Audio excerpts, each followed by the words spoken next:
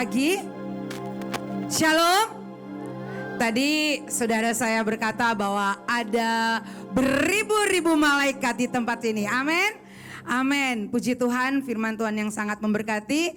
Dan satu kehormatan saya bisa ada di tempat ini. Saya bisa berdiri di tempat ini. Puji Tuhan. Kita akan lanjut ya dengan firman Tuhan. Saya minta PPT-nya. Saya sejujurnya tidak janji ya dengan Miss Lika kan ya. Tapi saya bilang gini, Tuhan ini gimana ya gitu ya. Tapi saya percaya memang kalau Tuhan semuanya akan berjalan dengan baik. Amin. Kalau Tuhan semuanya pasti unity. Puji Tuhan, siang hari ini kita bersyukur bahwa kita mau diproses. Amin. Siapa di sini yang mau diproses? Proses itu sakit loh. Ya, tapi endingnya pasti enak. Amin. Ya. Dan apa yang Miss Lika menyampaikan ya, Mam Lika ya. Puji Tuhan banget gitu loh ya. Jadi pikir sebenarnya sih nggak usah lagi ya. Sudah cukup gitu. Tapi kita sebagai anak Tuhan ya, tidak ada kata cukup. Kenapa? Di surga itu kita pasti akan memuji Tuhan, kita akan memuliakan Tuhan, dan kita bersorak setiap detik, setiap saat, dan tidak ada henti-hentinya. Oke, saya akan mulai. Kita akan baca firman Tuhan bersama-sama. Kita buka di dalam PPT aja ya. Oke, Yohanes 15 ayat yang ke-16. Saya minta dengan hormat, ayo semua kita sama-sama baca ya. Tidak ada yang diam ya. Oke, 3, 2, mulai. Bukan kamu yang memilih aku, tetapi akulah yang memilih kamu.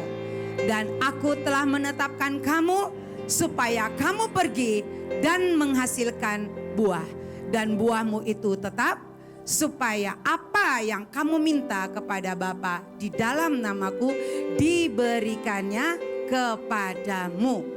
Amin. Puji Tuhan, saya saat ini saya akan berikan perikop ya, atau judul firman Tuhan, hidup orang Kristen yang menghasilkan ya. Hidup orang Kristen, hidup yang menghasilkan buah. Oke, saya mau berkata pada kita semuanya bahwa untuk menjadi pilar itu gak mudah. Ya, untuk kita masuk kepada ruang Maha Kudus itu gak gampang, tidak mudah. Ya, ada proses demi proses sehingga kita bisa masuk ya dalam ruang Maha Kudus. Oleh sebab itu, di dalam firman Tuhan yang kita baca tadi, ya, kita bersyukur punya Tuhan yang ajaib. Kita bersyukur punya Tuhan yang sangat luar biasa. Kita bersyukur punya Tuhan yang sangat-sangat mencintai kita. Kita sangat bersyukur mempunyai Tuhan yang peduli kepada kita. Kalau saat ini kita ada di sini, itu bukan kekuatan kita, itu bukan kebisaan kita, itu bukan kemampuan kita. Kalau kita ada pada saat pagi hari ini, kita bisa duduk di tempat ini, itu karena kemurahan Tuhan, itu karena kebaikan Tuhan, bukan karena kebagusan kita, dan bukan karena gagah kita. Kenapa? Tuhan mau kita selamat. Tuhan mau apabila Dia datang yang kedua kali di atas awan-awan menjemput setiap kita. Amin. Itu yang membuat saya hari demi hari saya mau bersihkan hidup saya. Kenapa saya berkata demikian? Saya bukan orang yang baik, saya bukan orang yang sempurna. Tetapi setelah saya masuk dan mau mendalami akan firman Tuhan, saya pelajari firman Tuhan. Hidup kita hanya sekali. Saudara-saudara, saya mau berkata sekali lagi, hidup kita hanya sekali. Oleh sebab itu, hidup kita hanya cuma satu kali. Berusaha untuk pergunakan sebaik-baiknya. Seperti Mam Elika berkata bahwa dia belajar ya, baik pikirannya, baik perasaannya, hidupnya biar boleh menjadi cermin buat murid-muridnya, buat sekitarnya, terutama buat pribadinya. Oke, kita mau melihat ya di sini bagaimanakah kita bisa menghasilkan buah. Oke, next, bisa lihat di PPT. Pertama, hidup orang Kristen bukan hanya sekedar hidup, tapi hidup Kristen adalah hidup yang menghasilkan buah. Ya.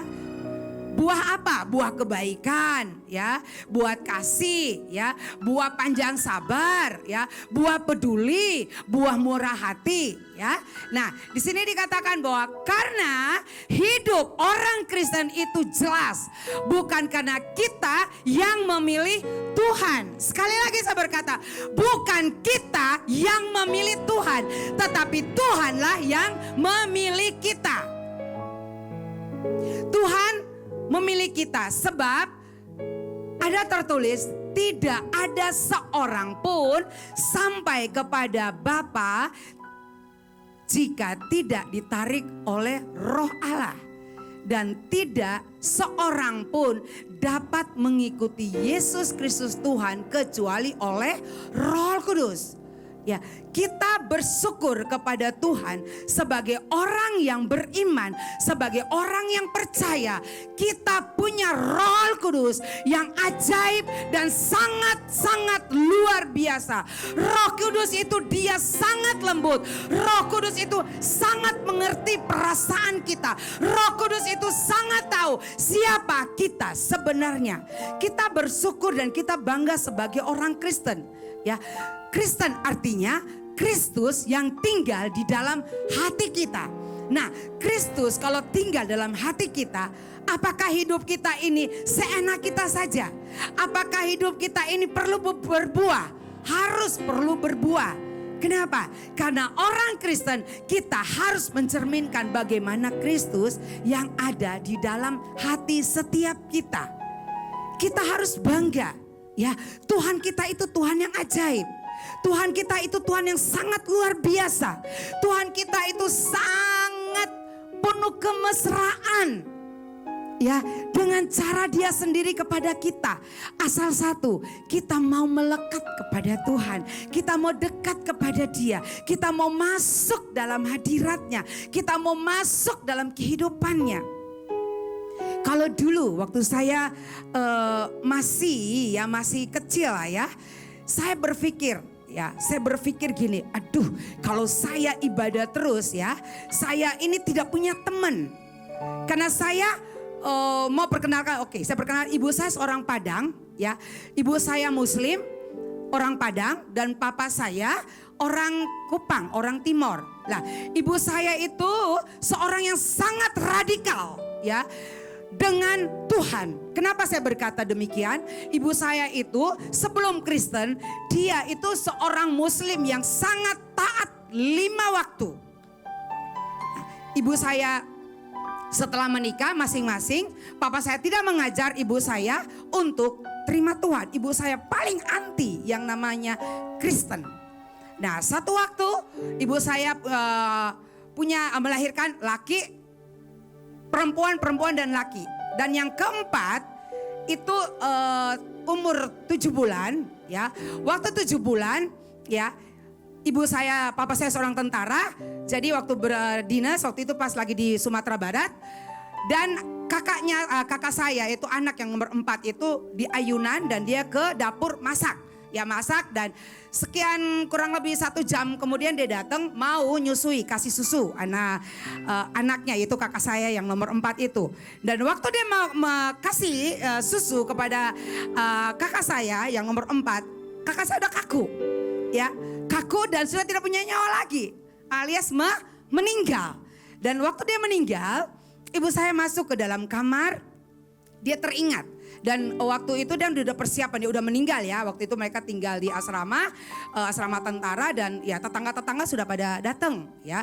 Tetangga-tetangga datang, dan ya namanya orang seberang pasti langsung ya akan dikubur. Udah semuanya, dan ibu saya masuk di kamar, ibu saya bilang begini, Tuhan katanya kamu itu orang Kristen ya. Katanya kalau mati pasti bangkit. Ya, kalau buta berdoa melihat. Kalau lumpuh dia berjalan.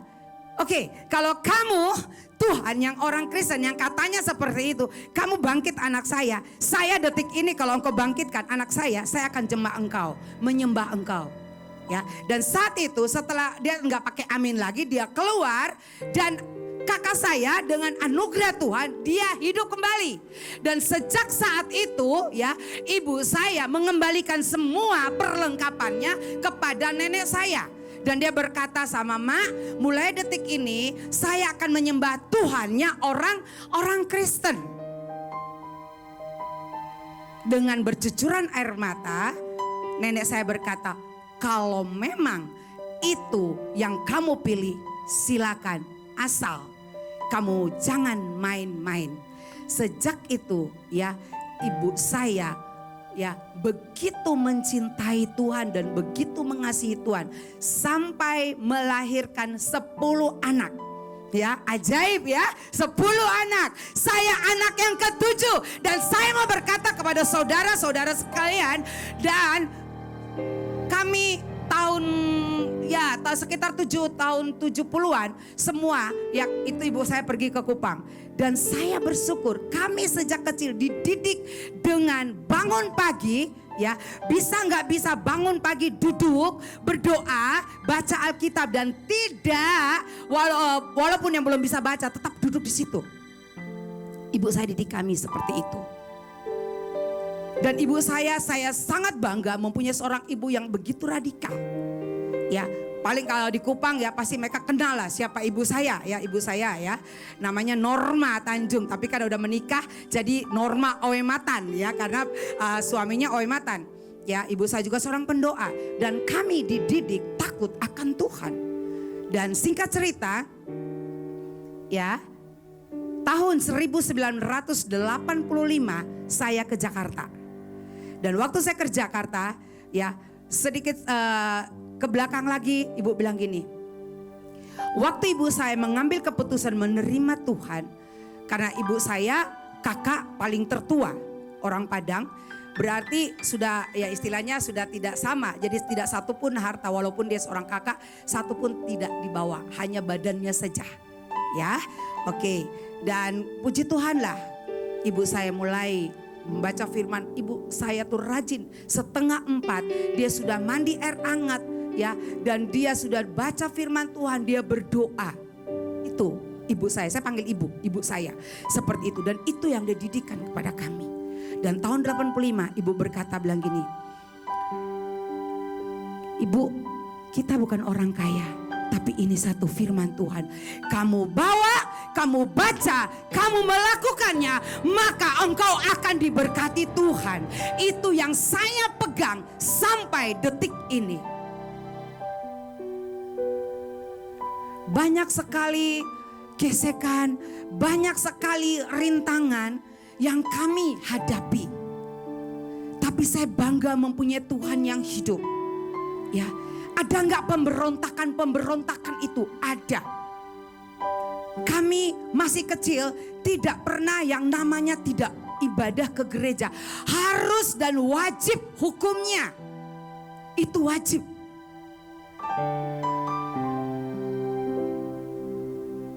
Saya teringat ibu berkata, ingat kita bukan orang kaya.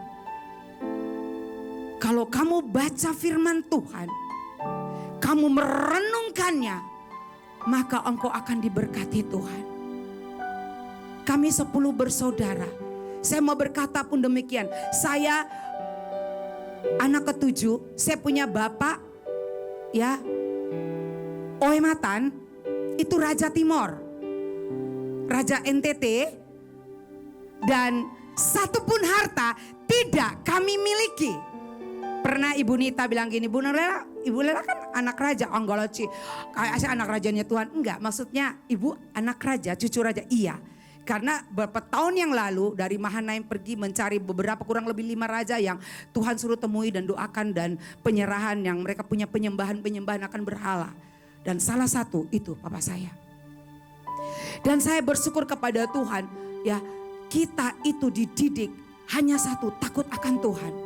Ya, Jadi seperti tadi Mamlika berkata, kalau kita mau masuk dalam ruang Maha Kudus, bukan hanya masuk, tapi kita ada proses demi proses yang harus ada dalam diri kita.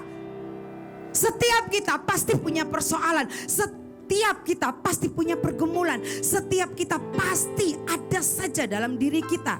Yang mungkin kita punya kemarahan, kita punya kedendaman, kita punya kepahitan, ya banyak sekali itu yang ada pada diri kita. Tapi kita bersyukur kalau kita ada di tempat ini. Tuhan hari demi hari proses kita, kita bersyukur memberikan seorang ibu yang luar biasa, seorang PMI yang begitu ajaib, begitu luar biasa, mendidik setiap kita untuk kita masuk dalam hadirat dan ada perkenanan Tuhan dalam setiap pribadi kita. Kenapa? Karena PMI mau agar apabila Tuhan datang kita tidak ditinggalkan. Saya mau berkata kepada kita semua, bukan satu jaminan kita melakukan firman Tuhan, apabila Tuhan datang kita akan diangkat di awan-awan. Karakter kita harus benar-benar kita bereskan. Orang tidak tahu, kita bisa senyum, bisa menyapa. Apakah kita orang tahu pikiran kita? Apakah orang tahu hati kita? Tuhan Maha tahu. Sekali lagi saya mau berkata, kita bangga mempunyai Tuhan yang hidup. Mungkin kita bisa berbohong kepada orang tua kita. Mungkin kita bisa berbohong kepada istri kita. Mungkin kita bisa berbohong terhadap suami kita. Tetapi di hadapan Tuhan tidak ada satupun yang tersembunyi. Kenapa? Di sini dikatakan dalam firman Tuhan berkata bahwa bukan kamu yang memilih aku, tetapi akulah yang memilih kamu. Dan Tuhan katakan, pergi jadikanlah semua bangsa muridku. Sekali lagi saya mau berkata kepada kita semua, kita bangga loh ada di wadah ini. Kita bangga loh ada di Mahanaim. Kita sangat bangga ada di Bahtera. Kenapa? Kita melakukan dengan ketepatan dan kita dituntut juga dengan ketepatan sesuai dengan firman Tuhan. Jadi saya mau berkata kepada kita semua, ayo kita belajar, bereskan dalam kita. Mungkin kita masih punya kepahitan, mungkin kita masih punya kemarahan, mungkin kita masih tidak memperduli. Ayo bereskan. Tadi Mamlika berkata, aku seorang guru, aku punya mahasiswa ada di sini, mereka pasti mendengar. Dan saya mau berkata, bukan berarti seorang guru sudah benar-benar beres dan bersih. Amin. Tapi kita pun perlu dibereskan. Saya pun seorang dosen, saya pun juga ada mahasiswa. Mahasiswa saya ada yang di sini. Bukan berarti saya berdiri di sini sudah menjadi kewajiban dan sudah menjadi sesuatu yang benar-benar apabila Tuhan datang, saya yakin akan masuk di dalam kerajaan surga. Oke, hanya satu, bereskan semua yang ada. Bereskan semua yang ada, yang masih bercokol di dalam kehidupan kita. Saudara-saudaraku yang saya kasih di dalam Tuhan kita Yesus Kristus, percayalah saudara, apabila Roh Kudus itu ada, apabila Roh Tuhan itu ada dalam hidup kita, apapun kita akan jalani dengan baik seperti tuntunannya. Jadi please jangan pakai pikiran kita, jangan pakai perasaan kita, jangan pakai kemauan kita, jangan pakai kebisaan kita. Belajar kepada Roh Kudus, minta tuntunannya. Biar Tuhan menuntun kita, Roh Kudus menuntun kita dimanapun kita berada. Saya juga seorang ibu rumah tangga. Sebelum sini pagi-pagi juga saya harus duduk di hadapan Tuhan. Saya harus tarik daging saya untuk datang masuk dalam hadirat Tuhan. Saya berkata, Tuhan, biarlah pikiran Engkau ada dalam pikiranku dan hatimu ada dalam hatiku. Walaupun tidak 100%, setidaknya saya bilang, Tuhan, tolong saya Tuhan. Saya mau sedikit bersaksi, ya. Saya bersyukur. Saya bukan seorang istri yang baik loh. Saya juga bukan merasa jadi seorang guru pernah. Saya juga dosen yang baik, tidak. Tapi saya belajar hari demi hari. Saya belajar, Roh Kudus tuntun saya. Roh Kudus masuk dalam hati saya sehingga saya bisa memberikan yang terbaik yang menjadi kebutuhan sekeliling saya. Mungkin mahasiswa, mungkin orang tua mahasiswa, atau siapapun dalam sekitar saya. Mungkin kita yang ada di sini, mungkin dalam kantor, dimanapun kita berada. Ayo bawa hidup kita agar kita boleh menjadi panutan bagi banyak orang.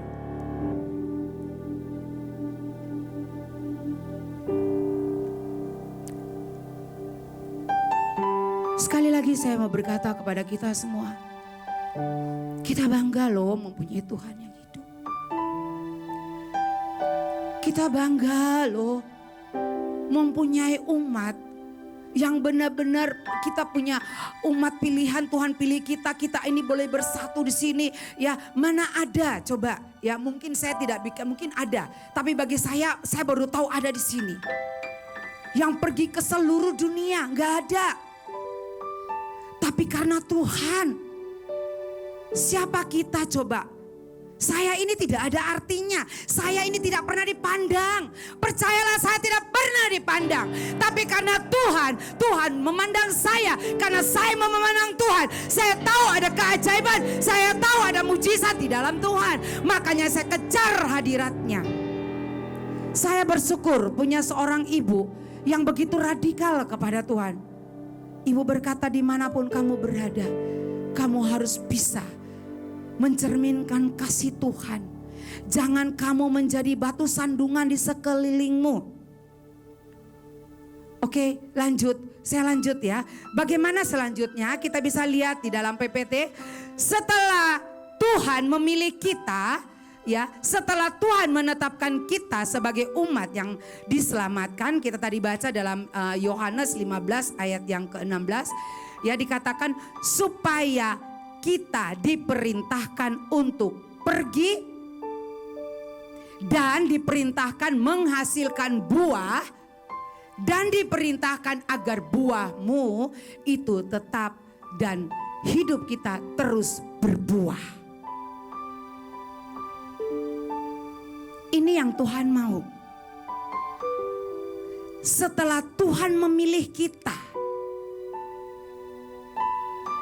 kita ini bukan orang yang baik. Gak usah lah, Bapak Ibu pasti baik semua. Saya yakin. Saya ini bersyukur saya bukan orang yang baik.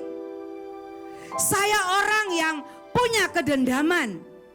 Ya, karena saya sangat dididik dengan orang tua yang begitu sangat keras dengan saya. Dan kalau zaman dulu orang tua bicara semuanya tunduk. Tidak berkata apa-apa. Pokoknya kalau sudah dibicara A harus A. Dan kalau kita sakit, saya sakit. Sakit pernah saya waktu SD, sakit mbah saya melintir sampai saya jungkir-jungkir. Datang ibu saya, apa kata ibu saya? Makanya bertobat. Coba apa hubungannya sakit sama bertobat? Sampai segitunya loh. Padahal udah sakit nih, sampai sudah muter-muter, udah setengah mati, udah nangis. Ibu saya datang buka kamar, hei Lela bertobat kau, bertobat. Coba apa hubungannya? Sekali lagi maksudnya, saya mungkin ibu saya bilang ini, iman lu mana imanmu? Dan sekali lagi saya mau bilang, saya bangga loh ada di Mahanaim. Saya sangat bangga ada di tempat ini. Ini surga. Surga yang kedua yang ada, kita masih ada di sini. Selagi kita ada di sini, yuk benahin hidup kita. Benahin hidup kita yang masih muda. Ya, ayo pakai kemudaan kalian untuk mempermuliakan nama Tuhan. Ya, yang Bapak Ibu yang ada di sini, ya. Apa yang harus kita perbuat?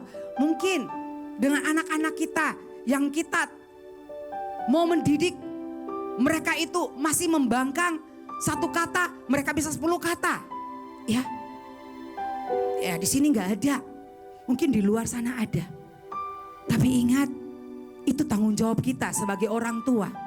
Dan anak-anak, saya lihat juga ada anak-anak muda di sini. Ayo, apapun yang kalian kerjakan, kalian lakukan. Semuanya biar untuk kemuliaan dan kebesaran nama Tuhan. Firman Tuhan berkata, kita adalah umat pilihan Tuhan.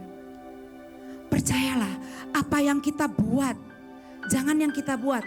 Apa yang kita pikirkan dalam pikiran kita, itu Tuhan Roh Kudus Maha tahu. Dia sangat Maha tahu. Dia tahu sampai kedalaman pikiran hati kita, hidup kita, dia tahu. Jadi jangan main-main. Hidup kita ini cuma sekali. Pergunakanlah dengan baik. Saya bersyukur kepada Tuhan, hari demi hari saya diproses Tuhan. Saya mau hari demi hari, sebisanya saya mau lebih dekat dengan Tuhan. Karena saya tidak tahu kapan Tuhan akan panggil saya. Tapi saya mau bersiap-siap apabila kedatangan Tuhan atau dia menjemput saya mau ada bersama dia di dalam kerajaan sorga. Oleh sebab itu setiap saat saya bilang, Tuhan tolong saya Tuhan. Kalau ada yang menggesek, kalau ada yang maaf kata mungkin membuat kita bisa jengkel. Saya cuma Yesus tolong, seperti Mamlika berkata, kita harus tarik napas. Kita harus ingat bagaimana kebaikan Tuhan. Kita harus ingat bahwa Tuhan kita itu berkuasa roh. Roh Tuhan itu berkuasa. Roh Tuhan yang ada dalam diri kita itu sangat besar. Ayo semua kita berkata bahwa Tuhan yang ada dalam diri kita itu sangat besar. Jangan kita mau dikendalikan dengan perasaan yang membuat kita jatuh dari Tuhan. Jangan mau biar perasaan kita itu dimanipulasi oleh iblis. Jangan mau. Apapun bentuk proses, katakan Tuhan tolong aku. Pegang hatiku Tuhan. Pegang hatiku sehingga aku tidak melenceng. Nah, bagaimana cara kita berbuah? Kita bisa kembali lagi pada PPT. Bagaimana caranya kita bisa berbuah? Ya, selain kita bisa berbuah, terutama apa? Kita harus membaca dan merenungkan firman Tuhan. Kita lihat dalam Yohanes pasal yang ke-15 ayat 1 sampai yang ke-8. Kita semua baca 1 dan 2 bersama-sama, oke? 3 mulai. Akulah pokok anggur yang benar dan Bapakulah penguasanya. Setiap ranting padaku yang tidak berbuah dipotongnya. Dan setiap ranting yang berbuah dibersihkannya supaya ia lebih banyak berbuah. Oke, saya lanjut lagi. Di sini dikatakan bahwa kamu memang sudah bersih karena firman yang telah kukatakan kepadamu. Yang 4, tinggallah di dalam aku dan aku di dalam kamu. Sama seperti ranting tidak dapat berbuah dan dirinya sendiri. Kalau ia tidak tinggal pada pokok anggur, demikian juga kamu tidak berbuah. Jikalau kamu tidak tinggal di dalam aku. Ya, firman Tuhan ini begitu sangat menjadi berkat buat saya dan kita semuanya. Kita bangga dan bersyukur ya, Tuhan kita itu adalah pokok anggur yang benar ya. Kita bersyukur ada di dalam hadiratnya Tuhan. Kita bersyukur bahwa kita punya Tuhan yang hidup. Kita bangga mempunyai Tuhan yang mempunyai langit dan bumi. Bukan hanya langit dan bumi, Tuhan punya segala sesuatu. Jadi saya mau berkata, dengan Tuhan jangan menghitung, atau dengan Tuhan tidak usah berhitung-hitung. Kenapa saya berkata demikian? Saya sudah melewatinya. Ya, saya sudah melewatinya. Saya bersyukur kepada Tuhan. Kalau saya diizinkan berdiri di tempat ini, saya tahu itu karena kemurahan Tuhan, bukan karena kekuatan saya. Ya, saya mau berkata, kalau saya bisa menyampaikan firman Tuhan Tuhan. Kalau saya bisa bersaksi bagaimana kebaikan Tuhan, itu karena saya mau masuk, saya mau tenggelam di dalam hadiratnya Tuhan. Saya mau undang Tuhan, Engkau berkarya dalam kehidupanku. Mari Tuhan, Engkau pegang hatiku Tuhan. Jangan sekali-kali Tuhan, please, jangan sekali-kali tinggalkan saya. Saya bisa berdiri di sini. Saya mau bisa berkata kepada Bapak, Ibu, dan ya pemirsa yang mengikuti ya akan ibadah pagi hari. Saya mau berkata kepada kita semua, kalau saya berdiri di sini karena kemurahan Tuhan. Kenapa saya berkata demikian? Saya pernah operasi amandel. Ya, itu saya masih SD. Saya pernah operasi apalagi usus buntu, bintitan di mata. Saya pernah operasi saya pernah operasi kista. Saya pernah angkat empedu. Jadi saya nggak punya empedu, Bapak Ibu. Saya pernah sakit rematik artritis yang menurut dokter ini penyakit yang mematikan. Banyak. Terakhir, saya pernah kelindes mobil, ya. Jadi acara di Yonif sini, ya, mobil pas keserempet, saya jatuh dan kaki saya dilindes lewat mobil ban, cret, lewat lagi, sekali lagi. Saya bilang, Tuhan, ini kaki saya gimana mau pelayanan Tuhan? Akhirnya saya hanya menikmati, Tuhan, sakit Tuhan, sakit Tuhan, 4 kali. Dan waktu bawa ke rumah sakit Elizabeth di ronsen, saya nggak mau disuntik, percayalah. Saya bilang, Tuhan, saya pasti Tuhan tolong saya. Yang membuat dokter kaget, ini tulangnya kok modelnya kayak begini. Dan kata suami saya, iya, istri saya ini pernah mengalami sakit rematik artritis. Dokter sampai geleng-geleng kepala. Kenapa saya berkata demikian? Saya ini udah keropos. Kenapa sering-sering saya pakai kaos kaki, tadi saya buka ya. Kenapa? Saya tuh gak bisa dingin. Ya, kalau jalan, kalau sudah keropos tulang, kalau jalan saya dengan kura-kura, cepat mana coba? Saya kan terbalik. Kalau saya jalan dengan kura-kura, lebih cepat kura-kura daripada saya. Ya, waktu saya sakit, saya masih di care, itu setiap naik tangga, saya hanya bilang, Yesus malaikat tolong aku ya. Yesus malaikat tolong aku ya. Untuk saya capai di atas. Tapi saya bersyukur kepada Tuhan. Dengan setiap kesakitan saya tahu bahwa Tuhan punya rencana yang indah dalam kehidupan saya. Saya mau berkata, saya bukan seorang istri yang takut akan suami tunduk. Suami satu kata, saya bisa 10 bahkan beribu-ribu kata. Saya istri yang kalau bisa naik genteng untuk benerin, saya naik, itu saya. Ya, karena saya dididik dengan orang tua seperti itu. Jadi tidak ada tunduknya. Tapi saya bersyukur kepada Tuhan, tahun 2005 saya dikirim oleh Ibu PMI sekolah kerasulan TSOA di Semarang 6 bulan. Di situ benar-benar Tuhan proses saya. Saya bilang, Tuhan, sebelum aku masuk dalam ikut sekolah 6 bulan ini, sekolah kerasulan, Engkau bereskan saya. Aku mau bereskan hatiku Tuhan, sehingga saya mau melihat bagaimana kemuliaan Tuhan dalam kehidupan saya. Di situ benar-benar proses Tuhan yang sangat luar biasa. Dan di situ saya melihat bagaimana Tuhan ada dalam kehidupan saya. Saya mulai praktek tentang iman saya. Dan setelah itu saya berkata, sekolah teologi tidak ada artinya kalau tidak ada Tuhan di dalam kehidupan kita. Saya pikir, no, bukan berarti sekolah teologi tidak baik. No, tidak.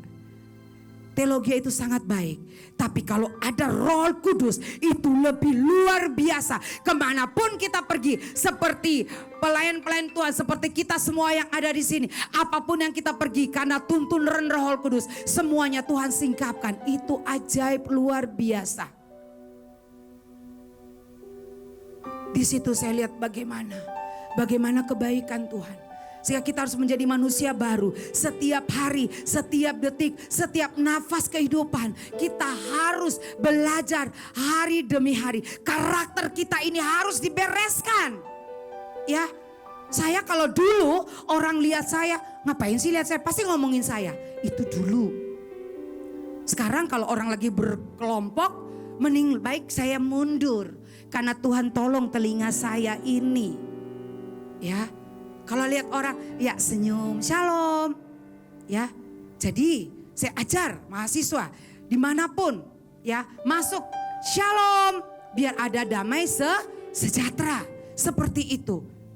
Kita ini adalah manusia-manusia ilahi. Itu yang Tuhan mau. Oke? Nah, kita lihat kalau kita baca dari Yohanes pasal 15 ayat 1 sampai yang ke-8, ya kita bersyukur bahwa Tuhan kita ini adalah pokok anggur yang benar. Lah kita semua ini adalah ranting-rantingnya. Kalau pokok anggur ini berbuah yang banyak, pokok anggur ini pohon yang baik, pohon yang menghasilkan buah, berarti ranting-rantingnya juga. Siapa ranting-ranting itu? Siapa? Saya. Saya harus juga berbuah.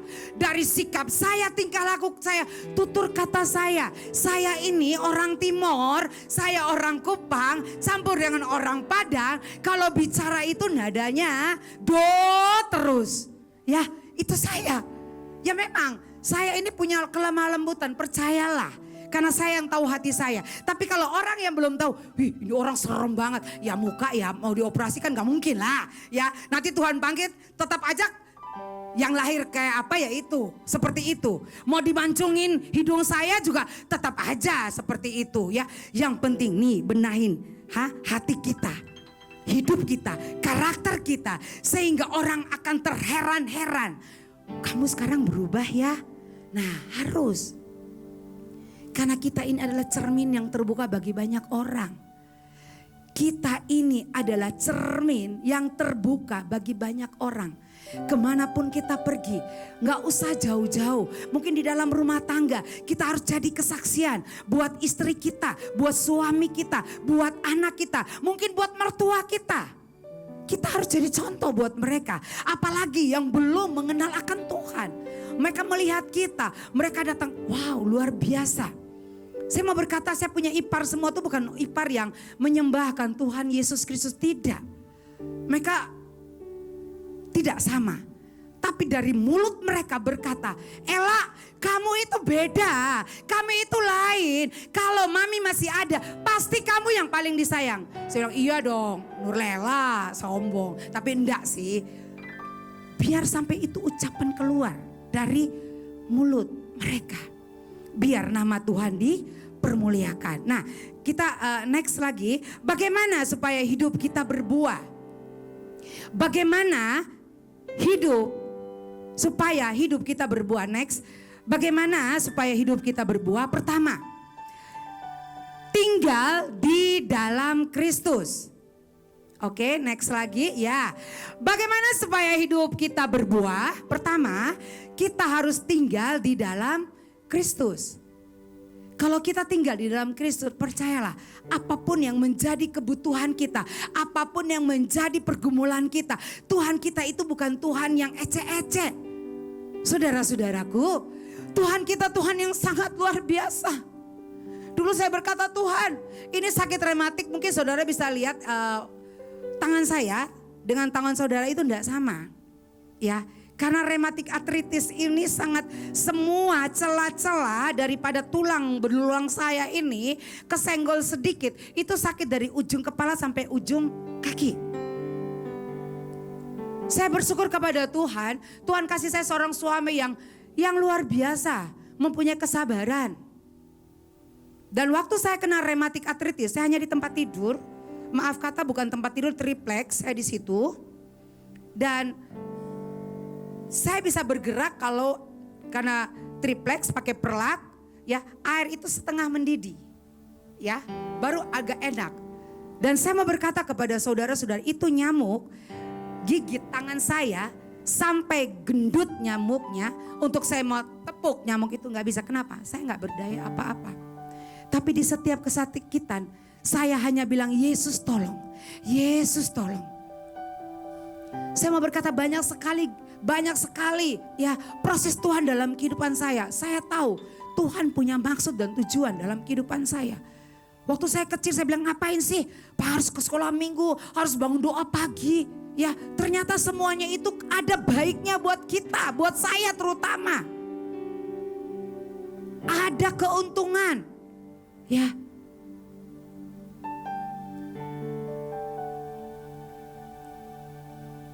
Dan yang berikut, bergaul dengan firman. Apapun itu, kita perlu belajar firman Tuhan. Apapun keberadaan kita, kecapaian kita, baca firman Tuhan dan merenungkannya. Itu yang menjadi pedoman bagi kehidupan kita. Tanpa firman Tuhan dan tanpa kemauan kita, kita tidak bisa masuk dalam ruang Maha Kudus. Kita harus paksa diri kita. Kita harus tarik kedagingan kita yang malas. Kita harus tarik hati kita. Kita harus tarik semua keberadaan kita untuk kita bisa masuk dalam ruang Maha Kudus. Sehingga kita bisa melakukan apa yang Tuhan mau. Jangan lupa, setiap detik, setiap saat kita mau terus dibersihkan.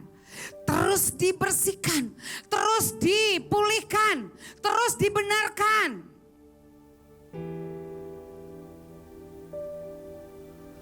Saya mau berkata kepada kita semuanya, kita bersyukur, wajib bersyukur. Kita ada di tempat ini. Tempat ini tempat Mahanaim di mana Tuhan hadir. Di mana Tuhan ada. Jadi kita please jangan main-main. Semakin kita mencintai Tuhan dan kalau Tuhan ada di sini, percayalah, apapun yang menjadi kebutuhan Tuhan pasti memberkati pada kita. Kemarin hari Sabtu berkata, udah gak usah lagi utang-utang. Dulu saya suka hutang, ya gak habis, gak ada istilah kata gali lubang tutup lubang, gali lubang tutup lubang. Dan tadi dikatakan firman Tuhan hari Sabtu kata kita harus berani. Tadi mau datang saya dengar khotbah daripada Ibu Nita, saya suka dengar setiap hari, saya pasti ya tentang mamon. Jangan sekali-sekali kita dikuasai oleh mamon. Apapun itu, kalau perpuluhan jangan pikir, waduh kalau aku kasih nanti bagaimana ya. Saya belajar itu. Dulu saya harus tarik daging saya untuk saya harus. Saya mau berkata kepada Bapak dan Ibu sekalian, saudara-saudara yang saya kasihi. Saya berkata bahwa saya tidak seperti ini tadinya. Tapi karena kemurahan Tuhan, saya berkatakan tidak pada dosa. Saya harus berani berkata tidak pada kebohongan, tidak pada perzinahan, tidak pada penipu, tidak pada mulut yang suka bicara nama orang, tidak ada pikiran-pikiran yang jorok. Kenapa? Di ayat yang keempat dikatakan, yang bagian keempat, tidak menjadi lelah untuk berbuat sesuatu. Saya harus belajar, Tuhan, aku mau meninggalkan yang lama dan aku mau lihat yang ke depan. Karena yang ke depan ada sesuatu yang ajaib di sana. Saya mau berkata kepada kita semuanya, yuk sama-sama. Sama-sama kita minta kepada Tuhan. Sama-sama ada cinta dalam hati kita yang bergelora. Saya kadang-kadang kalau duduk saya melihat bagaimana rumah. Saya bilang Tuhan terima kasih Tuhan.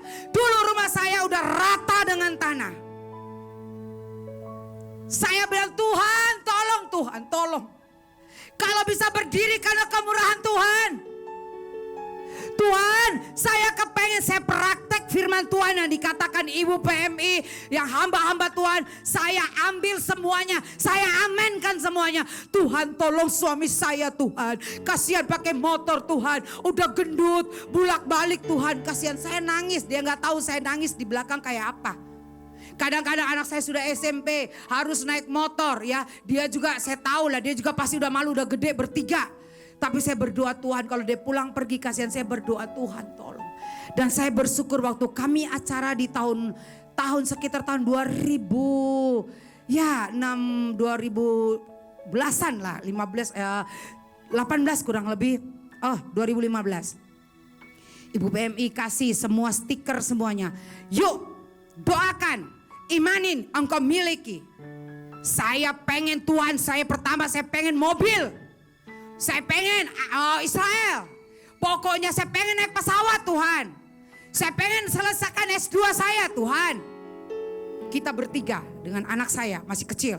Dalam nama Yesus. Dan Bapak Ibu tahu Seminggu kemudian saya melayani salah satu orang jauh bukan di Jakarta.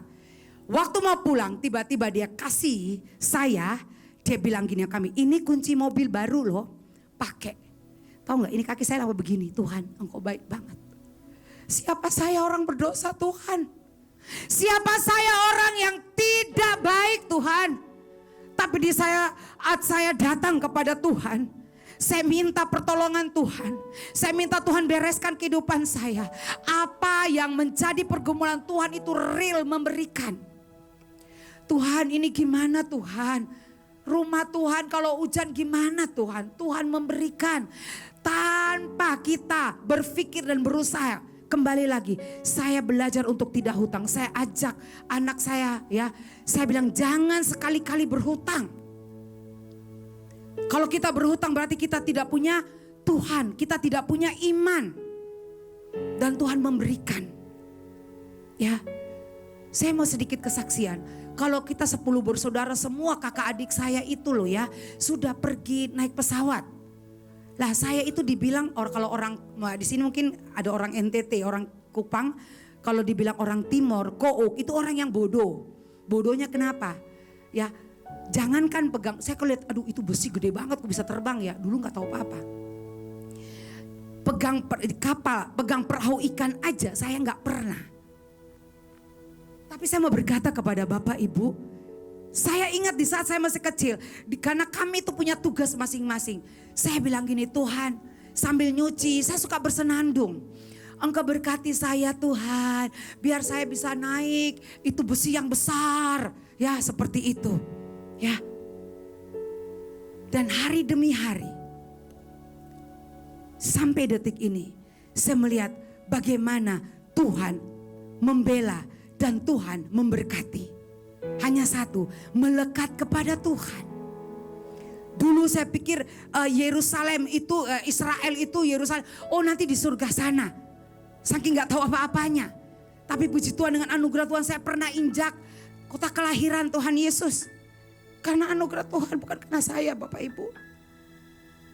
Jadi hari demi hari saya cuma mau bilang Tuhan, paksakan kehendak-Mu dalam kehidupan saya Tuhan. Saya hanya satu minta Tuhan, ada perkenanan Tuhan dalam kehidupan saya. Hanya satu saya minta Tuhan, ubah hidup saya, karakter saya Tuhan, ubah Tuhan. Sehingga hidup saya boleh menjadi cermin yang terbuka bagi banyak orang.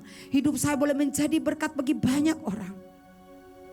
Saya bersyukur, saya bangga mempunyai Tuhan yang hidup. Saya sangat bangga.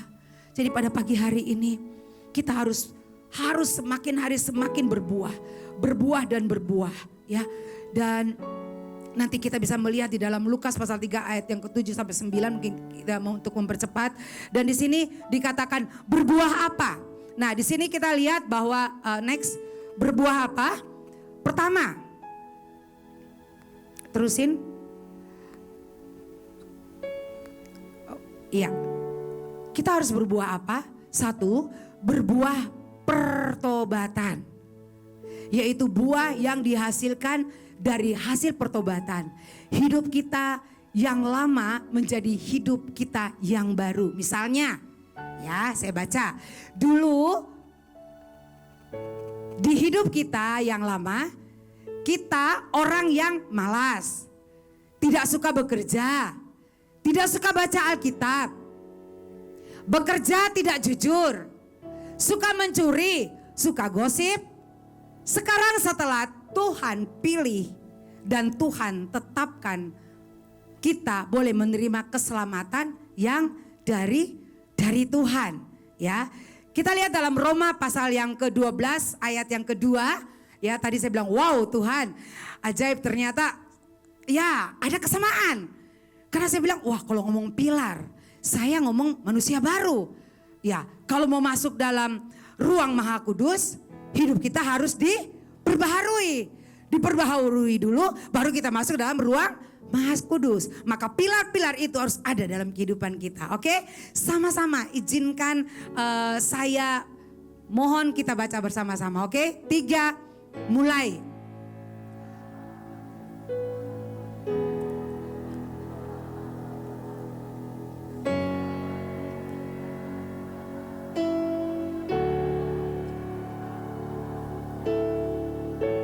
Amin. Janganlah kamu menjadi serupa dengan dunia ini, tetapi berubahlah oleh pembaharuan budimu, sehingga kamu dapat membedakan manakah kehendak Allah, apa yang baik, yang berkenan kepada Allah dan yang sempurna. Ya, jelas sekali firman Tuhan berkata kepada saya terutama, janganlah saya atau Nurlela menjadi serupa dengan dunia ini. Tuhan sudah datang loh, sudah mati di kayu salib dan Tuhan sudah menanggung dosa kita. Hari yang ketiga dia sudah bangkit, dia sudah hidup. Sekarang dia ada di surga menyiapkan tempat bagi kita semuanya. Nah, oleh sebab itu Tuhan katakan, janganlah kamu menjadi serupa dengan dunia ini. Kita harus berubah, karakter kita harus berubah, hidup kita harus berubah. Ya, harus ada buah-buah roh dalam kehidupan kita. Ya, kita harus ada pembaharuan dalam diri kita, ucapan kita, perkataan kita, sikap tingkah laku kita, ya, pikiran kita, cara kita bicara, cara kita nasihat. Ya, seperti Imam Lika, ya, dia berkata melalui SMS atau WA, dia tanya ini sudah benar belum? Ya, dia mau dikoreksi. Ya, seringkali kita merasa egois, ya sudah biarin aja. Nah, kalau itu Tuhan mau kita anak Tuhan seperti itu, kita mau berbuah. Ya, nah berbuah pada pembaharuan budi. Di dalam budi itu next ya. Di dalam budi itu ya kita melihat di dalam budi itu ada apa lagi di dalam Roma 12 ayat yang kedua. Ya dikatakan karakter, sikap ya dan etika. Nah dulu sebelum terima Yesus sebagai Tuhan dan Juru Selamat dan kita hidup dalam dosa, karakter, sifat, sikap dan etika di dalam kita menjadi batu sandungan bagi banyak orang. Dulu kita adalah orang yang suka berbohong, janji tidak pernah ditepati, kalau utang tidak pernah bayar, lari dari tanggung jawab. Setelah terima Yesus sebagai Tuhan dan Juru Selamat, hidup dan budi atau karakter kita berubah. Setelah ada apa? Buah-buah roh, karakter Kristus itu harus berbuah dalam diri setiap kita. Nah next, siapa yang membantu kita berbuah? Dia adalah Roh Kudus. Di dalam Yohanes pasal 14 ayat 15 dan 16 dan 17 dikatakan, aku akan minta kepada Bapa dan ia akan memberikan kepadamu seorang penolong yang lain, supaya ia menyertai kamu selama-lamanya, yaitu Roh kebenaran. Dunia tidak dapat menerima dia, sebab dunia tidak melihat dia dan tidak mengenal dia. Tetapi kamu mengenal dia, sebab ia menyertai kamu dan akan diam di dalam kamu. Sekali lagi saya mau berkata, kita bangga, kita bersyukur punya Tuhan yang hidup. Ya, terakhir ya, next. Kita tahu bahwa kita ini dikenal sebagai murid Yesus. Jikalau kita berbuah, menghasilkan buah yang lebat, dari situlah kita memuliakan Kristus. Sekali lagi, kita dikenal sebagai murid Yesus. Jikalau kita berbuah, menghasilkan buah yang lebat, dari situlah kita memuliakan Kristus. Sejak kita berbuah, maka tidak ada lagi kalimat ini. Ingat, setelah ya kita berbuah, sejak kita berbuah, maka tidak ada lagi kalimat ini. Ya, misalnya begini, orang-orang misalnya sekitar kita berkata gini, ini kok orang Kristen kok mulutnya jahat banget, ini kok orang Kristen kok pelit banget, ini kok orang Kristen tapi kok egois banget, ini kok orang Kristen tapi kok kompromi dengan dosa. Jangan sampai ada kalimat-kalimat seperti ini. Bisa enggak kita berkata, biarlah roh Tuhan ada di sini di hati setiap kita, baharui karakter kita, baharui hidup kita, sehingga terpancar kemuliaan Tuhan yang ada dalam hidup kita. Nah, yang terakhir dikatakan, jika kita menyebutkan diri kita orang Kristen tetapi tidak berbuah, itu bukanlah murid Yesus. Sekali lagi, jika kita menyebutkan diri kita orang Kristen tetapi tidak berbuah, itu bukanlah murid Yesus. Jadi pada siang hari ini, menjelang siang hari ini, kita mau belajar. Biarlah buah-buah Roh Tuhan itu ada dalam kehidupan kita. Biarlah karakter Kristus itu boleh tercermin dalam kehidupan kita. Mulai kapan? Mulai sekarang. Mulai saat ini.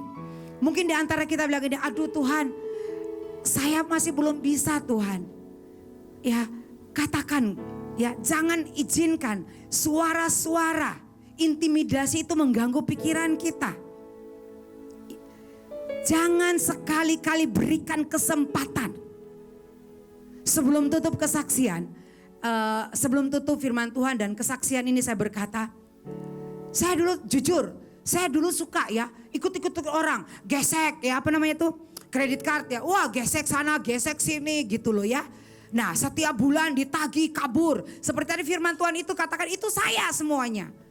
Datang kabur, akhirnya bunga besar dan besar. Dan satu titik saya lihat, wow besar sekali. Di situ saya bertobat, saya berlutut, saya minta ampun sama Tuhan. Tuhan ampuni saya. Ampuni saya bertobat Tuhan, bertobat Tuhan. Nah bagaimana? Udah sekian numpuk begitu banyak. Ya, mau gade rumah. Wow, lihat dulu rumah Tuhan. Ini kalau saya gade rumah Tuhan, saya mau tinggal di mana? Saat itu saya bertobat, saya berlutut. Saya bilang, Tuhan ampuni saya Tuhan, ampuni. Besok akan diambil oleh penagih. Bertobat saya. Detik itu juga saya, waktu itu saya masih di TK ya. Waktu masih TK, saya pulang, saya berlutut, saya bilang, Tuhan ampuni saya bertobat, please Tuhan, rumah ini jangan diambil Tuhan, jangan Tuhan.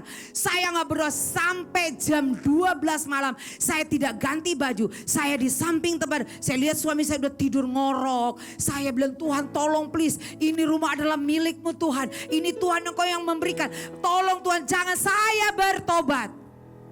Pas jam 12 suami saya bangun, kamu belum tidur Mam? Yuk tidur. Percayalah, serahkanlah kepada Tuhan. Dan saya lihat firman Tuhan ya di dalam 1 Petrus berkata, serahkanlah segala dan semua kekhawatiranmu kepada Tuhan, maka aku yang akan bertindak.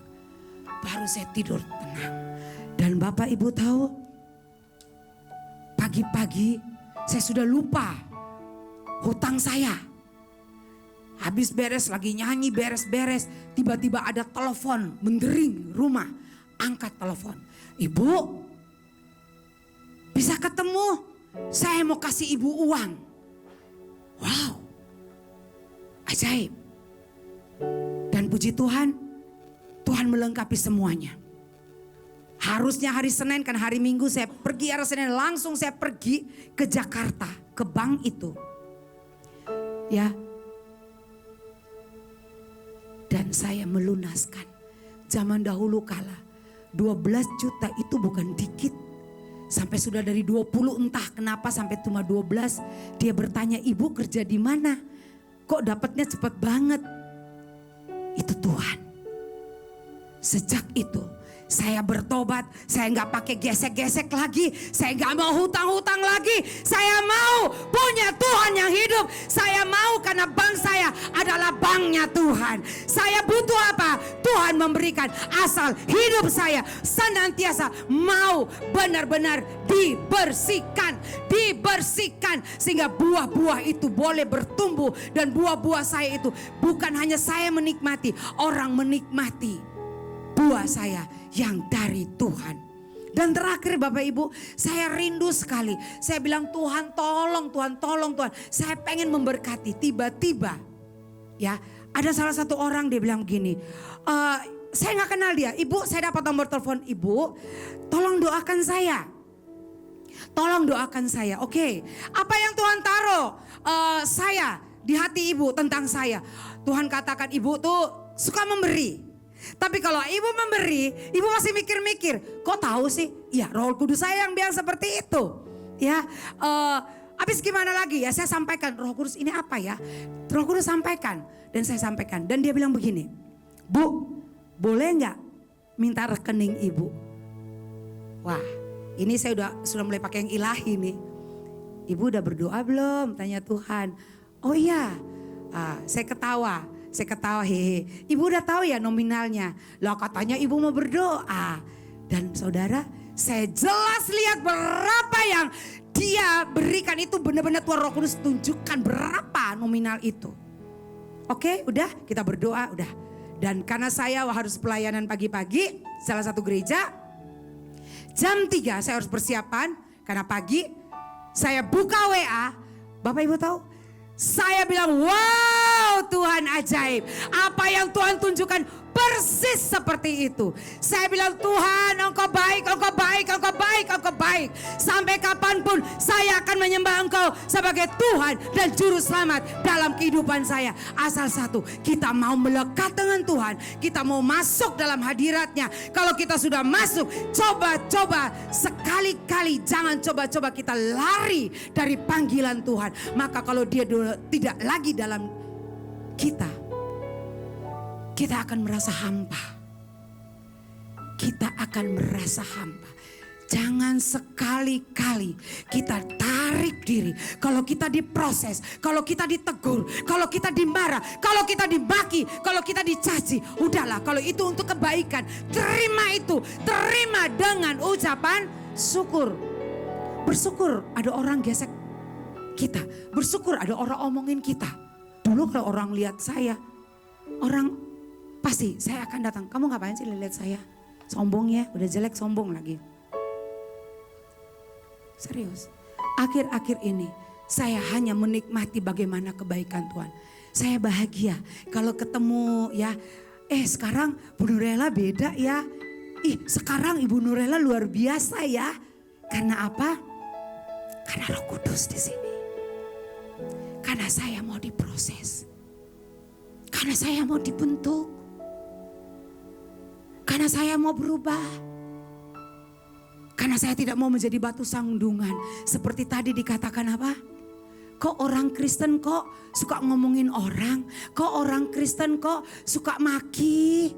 Kok orang Kristen kok tidak ada hormati ya sama istrinya? Kok orang Kristen kok bapak itu kok tempeleng istrinya? Kalau masih ada saat ini kesempatan kita bertobat.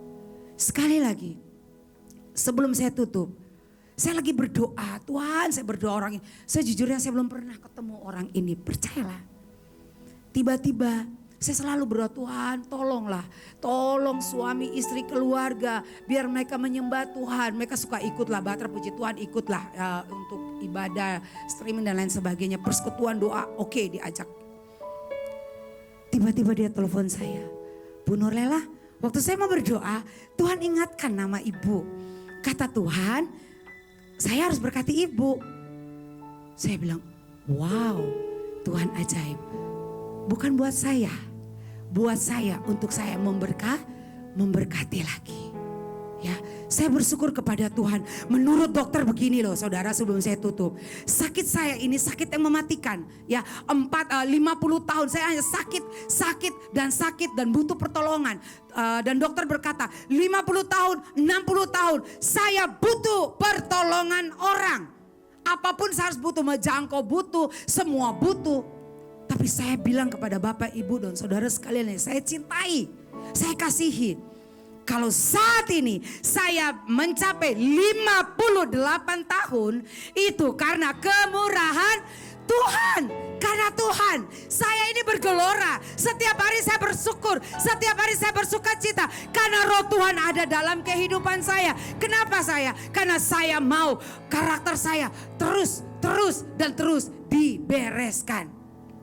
Siang hari ini,